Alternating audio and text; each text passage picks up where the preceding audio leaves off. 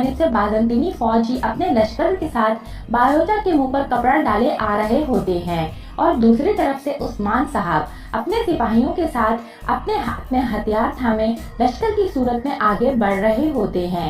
And इसी दौरान बाज़ंतीनी घोड़सवार चिल्लाता है कि रुक जाओ, घात लगाकर हमला हो रहा है। उधर दूसरी जानिब से उस्मान अपना हाथ उठाकर अपने सिपाहियों को कहते हैं कि तीर चलाओ और फिर उस्मान के एक इशारे पर तीर अंदाज बाज़ंतीनी और सलेबियों पर तीर बरसाने लगते हैं। और फिर कहानी यहाँ से शुरू होती है। एक दिन पहले की सूरत हाल दिखाई जाती है जब निकोला ने बायोचा की सूरत में ये सब कुछ मंसूबा बंदी के तहत किया।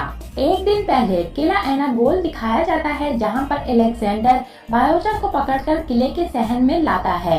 बायोचा अलेक्जेंडर से पूछता है कि तुम मुझे कहाँ ले जा रहे हो। इस पर अलेक्जेंडर कहता है कि क्या तुम्हें ये नहीं बताया गया कि तजस्सुस मार देता है। इस पर बायोचा कहता है मेरा मशवरा है, अगर तुम मुझे मार सकते हो तो मार देना। इतनी देर में निकोला और हेलन भी किले के सहन में आते हैं और बायोचा की बात सुनकर निकोला कहता है नहीं जवान नहीं, सिर्फ तुम नहीं बल्कि तुम्हारा सारा कबीला मेरे सामने झुकेगा। इसी दौरान अलेक्जेंडर निकोला को देखकर बायोचा को एक लात मारकर घुटनों पर ले आता है। निकोला की ये बात सुनकर बायोचा घुटनों पर बैठे ही कहता है तुमने अपने दुश्मन को हल्का समझ रखा है निकोला, काई सिर्फ अल्लाह के आगे झुकते हैं। इस पर निकोला कहता है तुम्हारी जबान कुछ ज्यादा ही दराज हो चुकी है। क्या तुम्हें कभी हमारा जबर सहने का इत्तेफाक हुआ है। इस पर अलेक्जेंडर मुस्कुराता है तो वहीं निकोला अलेक्जेंडर को कहता है अलेक्जेंडर इज़्नी के गवर्नर आंद्राकोस को मेरी जानिब से आदाब कहना। मुझे उम्मीद है कि इसे ये छोटा सा तोहफा पसंद आएगा। इस पर अलेक्जेंडर कहता है वो आपके तोहफे को जरूर पसंद करेगा निकोला, और मुझे यकीन है कि वो इसके बदले में कुछ जरूर देगा।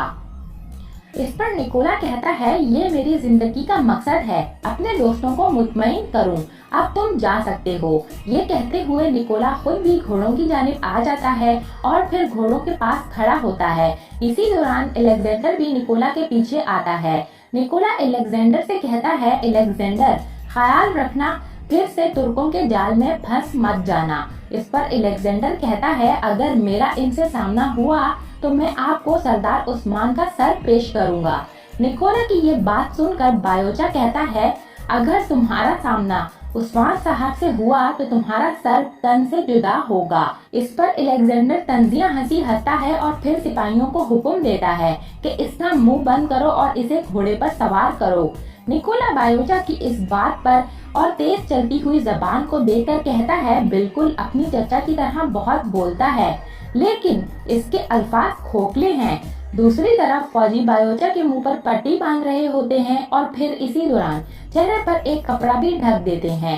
इसके बाद वो लोग बायोचा को घोड़े पर सवार करवाते हैं। फिर अलेक्जेंडर भी सिपाहियों को कहता है सिपाहियों तैयार हो जाओ। ये सब कुछ इफ्तारिया और आर्तेन उस्ताद किले के अंदर ही दीवार के पीछे छुपकर देख रहे होते हैं। उधर अलेक्जेंडर भी अपने घोड़े पर सवार होकर सिपाहियों के हमरा बायोचा को लेकर किले से निकल जाता है। अलेक्जेंडर के रवाना होने के बाद निकोला और हेलन एक दूसरे को देखकर मुस्कुराने लगते हैं। दूसरी जानिब काई कबीले में उस्मान अपने खैमे में बैठा है और अपनी नशिश पर बैठे हुए सोचों में गुम है। उस्मान साहब के आसपास बांस साहब, डोंगरोल, जैर कोताई और गैंजीबे और दूसरी जानिब एक तरफ साउची, गोंदूस और सल्तोफ बाईसिंगुर खड़े होते हैं। इतने में बुरान खैमे में आता है और उस्मान साहब के पास जाकर एक चिट्ठी उस्मान साहब को देते हुए कहता है मेरे सरदार ये पैगाम आपके एनागोल के जासूस ने भेजा है। इस पर उस्मान चिट्ठी लेकर पढ़ने लगता है और कहता है निकोला का मकसद वाज़ेह है, वो बायोचा को इज़्नी के गवर्नर की तरफ भेज रहा है। इस पर साउची कहता है इज़्नी का गवर्नर, क्या वो इसे फांसी नहीं देने वाला था। इस पर गोंदूस कहता है कि ऐसा लगता है निकोला का कोई बड़ा मकसद है।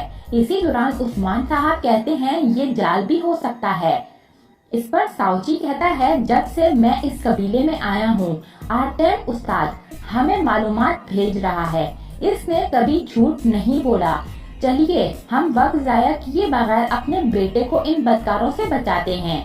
इस पर उस्मान खामोश बैठा रहता है तो साउची हैरानगी से कहता है, उस्मान, मेरे भाई, मेरे दलेर उस्मान को क्या हुआ है? मेरे भाई को क्या हुआ है जो शेर की तरह धाड़ता है? मेरे भाई, हम किसके मुंतजिर हैं? हमें वक्त जाया नहीं करना चाहिए। चलिए और मेरे बेटे को बचाइए, वो आपका भतीजा भी है। चलिए।